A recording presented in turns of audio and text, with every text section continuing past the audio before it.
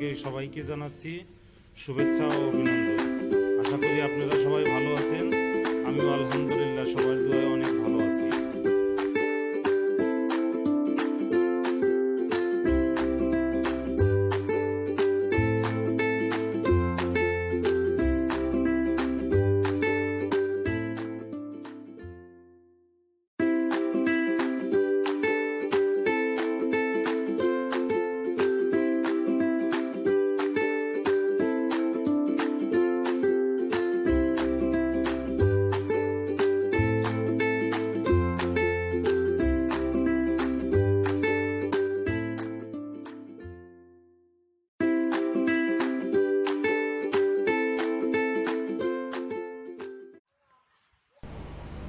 আসসালামু আলাইকুম ওরহমতুল্লাহি ওবরকাতুহু।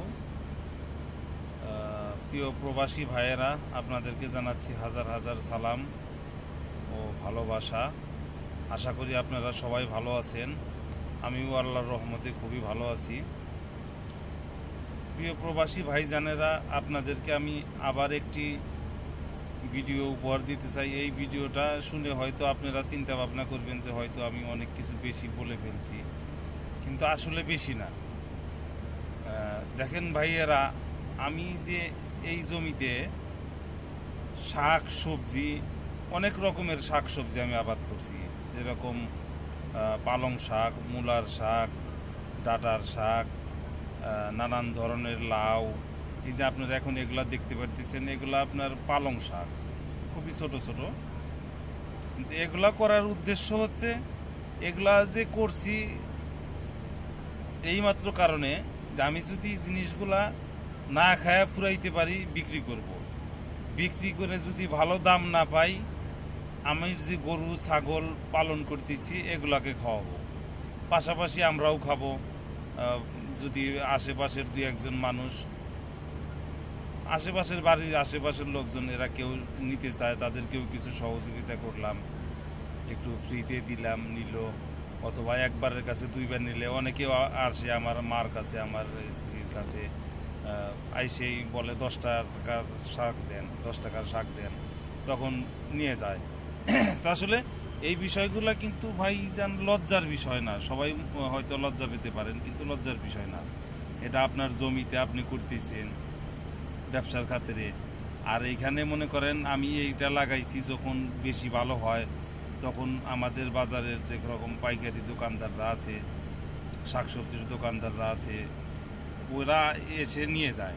শুধু তুলে রাখলে ওরা এসে নিয়ে যায়, অথবা ফোন দিলে যে পাঠায় দিলে বাস ওনারা পাইকারি মূল্যের রেট দেয় আর কি। তো বর্তমান ভালো রেট না, শীতের সময় শাকসবজি একটু বাজারে বেশি, রেটটা ভালো না। তো আমার আব্বা বলতেছে, রেট যেহেতু ভালো না, তাহলে আমার ছাগল বেড়ায় এক মুরাদ থেকে লাগাই দেয়, ওরা খাক, সমস্যা নাই। আমার যে টাকা দিয়ে বিক্রি করব, ওই টাকার যদি আমার ঘাস না কেনা লাগে, তো আমার এই শাকসবজি খাইলে তো সমস্যা নাই। যেহেতু বাজারে সবজির দাম কম, আমার ছাগল ভেড়া শাকসবজি খাই, আমরাও খাই, ছাগল ভেড়াও বেঁচে থাকে, আমরাও বেঁচে থাকি।